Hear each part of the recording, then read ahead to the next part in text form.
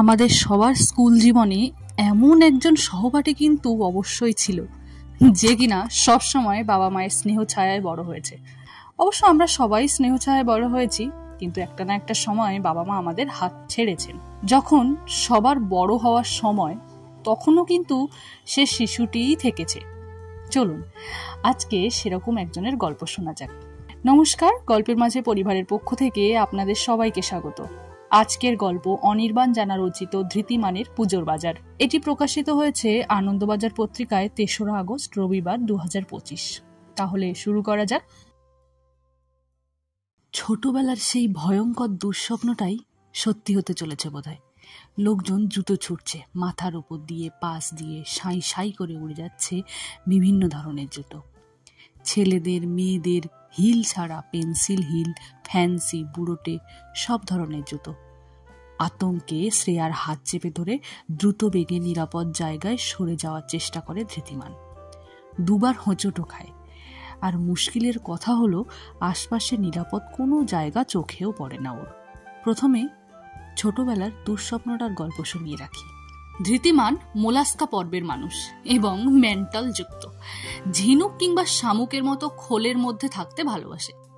পরীক্ষায় চিরকাল রিটেনে 90-তে 90 পেলেও ওরালে 10-এ 0 পেয়েছে। ছোটবেলা থেকেই এই ধারাবাহিকতা বজায় ছিল। ধৃতিমানের বাবা মা অনেক ভেবে ছেলেকে স্মার্ট করার চেষ্টা করেছেন। অন্যান্য বাবা মা যখন বাচ্চাদের পড়ার জন্য তাড়া দিচ্ছেন, তখন ধৃতিমানের বাবা মা জোর করে সম্বরণ ব্যানার্জির ক্রিকেট কোচিংয়ে ছেলেকে ভর্তি করাচ্ছেন। বাকি ছেলেরা যখন স্কুল পালিয়ে সিনেমা বা ক্রিকেট মাঠে, ধৃতিমান তখন ক্রিকেট মাঠ থেকে লুকিয়ে ফিরে পাড়ার ঘরে ঘাপটি মেরে বসে আছে।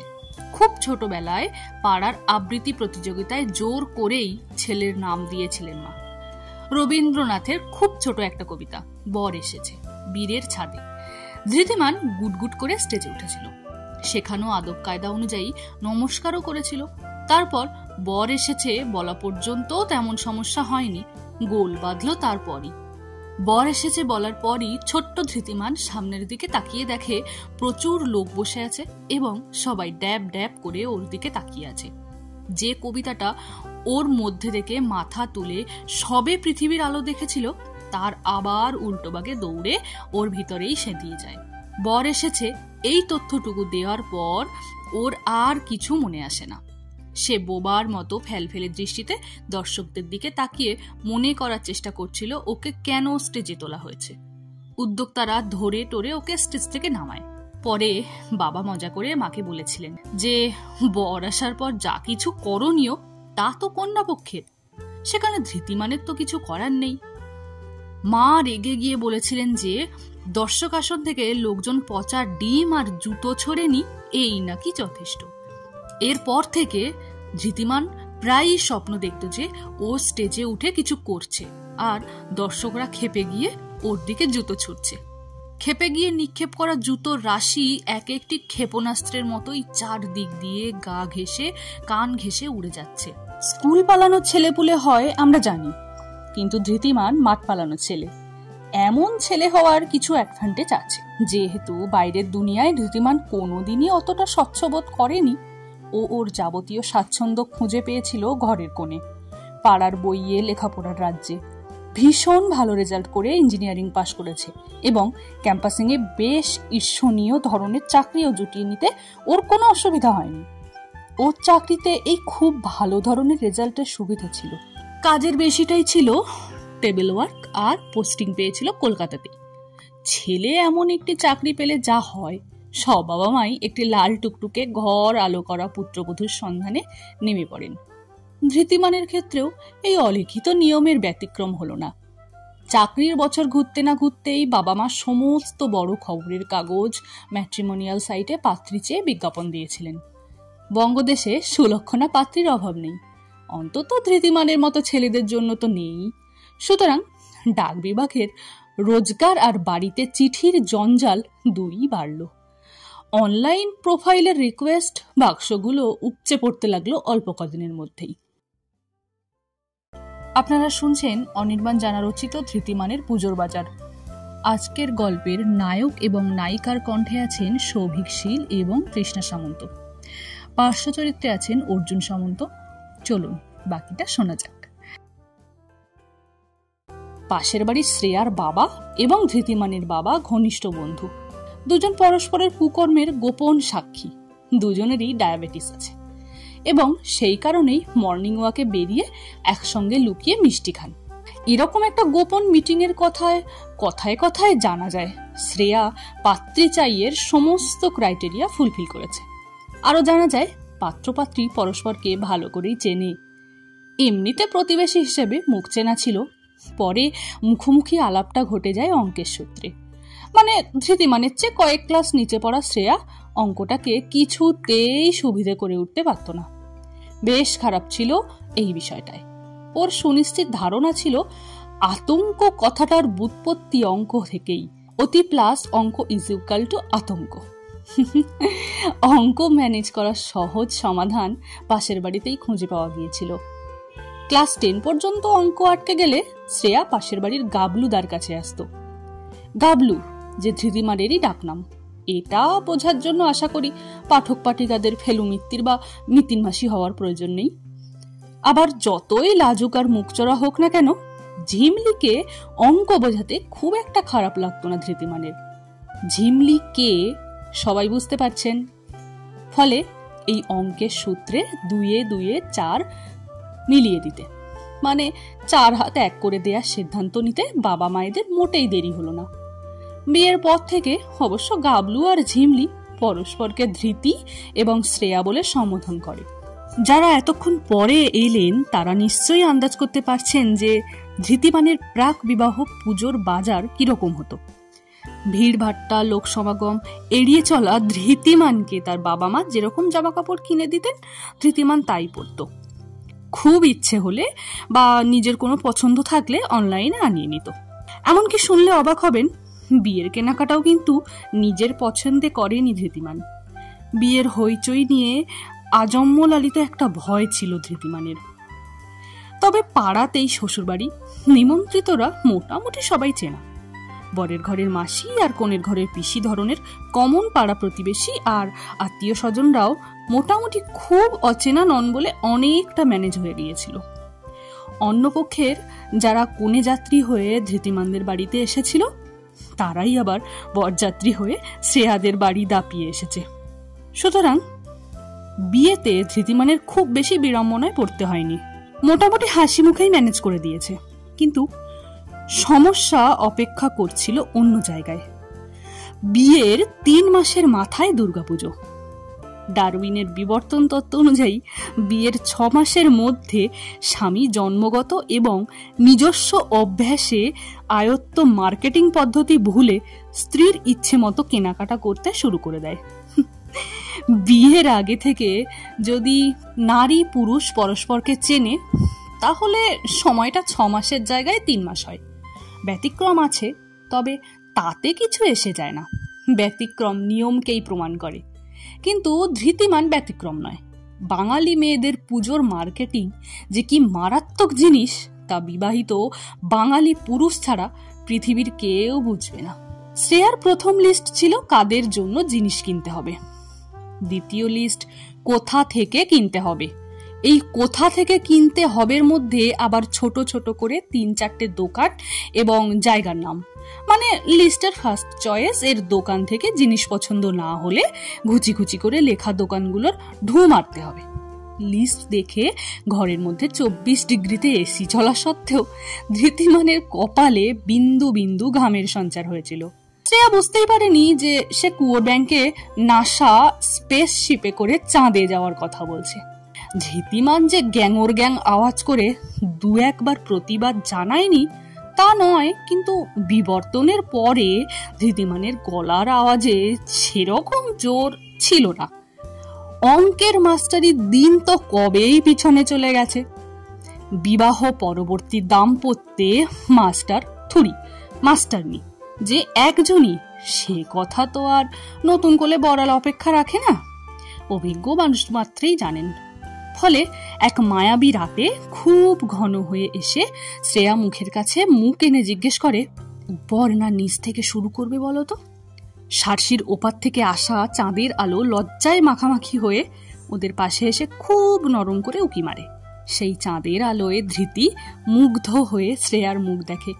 পাতলা ঠোঁটের উপর হালকা ঘামের বিন্দু অন্ধকারে হীরের মতো জ্বলজ্বল করে। প্রিয়ার কি রূপ সেই জানে, যে কখনো ভালোবাসে। ধৃতিমানের কানের লতি লাল হয়ে যায়। শ্রেয়া কখনো এত প্রগলভ হয়নি তো। ঢোক গিলে অস্ফুটে খসখসে গলায় ধৃতিমান বলে, তুমি যা বলবে। শ্রেয়া লাফিয়ে উঠে বসে, হাতে হাত ঘষে বলে, তাহলে জুতো থেকে শুরু করা যাক। জানালা দিয়ে গলে আসা মায়াবী জ্যোৎস্না চমকে উঠে ধরফর করে উঠে বসে, চাঁদের দিকে দৌড় মারে। ধৃতিমানের হাঁটা এত বড় হয়ে যায় যে আর একটু হলে নিচের চোয়ালটা উপরের অংশের সঙ্গে জোড়া লাগাতে ডাক্তার ডাকতে হতো। শ্রেয়ার ঠোঁটের উপর জমে থাকা কয়েক লক্ষ টাকার ঘামটা হঠাৎই ঝুটো পাথর হয়ে যায়। ধৃতিমান বুঝতে পেরে যায় উপর কিংবা নিচের অনুষঙ্গ পুরোটাই পুজোর জুতো জামার কেনাকাটা ভিত্তিক, আর কিছু নয়। শ্রেয়ার ইচ্ছে নিচ থেকে, মানে পাদুকা থেকে শুরু করার, সেটাই ও বলেছে। আপনারা শুনছেন অনির্বাণ জানা রচিত ধৃতিমানের পুজোর বাজার। আজকের গল্পের নায়ক এবং নায়িকার কণ্ঠে আছেন সৌভিক শীল এবং তৃষ্ণা সামন্ত। পার্শ্ব চরিত্রে আছেন অর্জুন সামন্ত। চলুন বাকিটা শোনা যাক। হগ মার্কেটের কাছে নামকরা জুতোর দোকান। ফুটপাতে ফুটপাতে গিজগিজ করছে ভিড়। শুরু হলো নিচ থেকে পুজো মার্কেটিং। দোকানও ভিড়ের তুলকালাম, পুরো যেন অফিস টাইমের বনগালোকাল। মনে হচ্ছে সবাই যেন এই পুজোয় শুধু নতুন জুতোই পরবে বলে ঠিক করেছে। তার উপর রোববার বলে ভিড়টা বেশি। কোনো রকমে ঠেলে ঠুলে দোকানে ঢুকে উপরে ওঠা গেল। গল্পের শুরুটা এখান থেকেই হয়েছিল। গল্পে দু চারজন নিষ্ক্রিয় মুখের চরিত্র হাজির। জুতোর দোকানের দোতলাতেও জনসমুদ্র।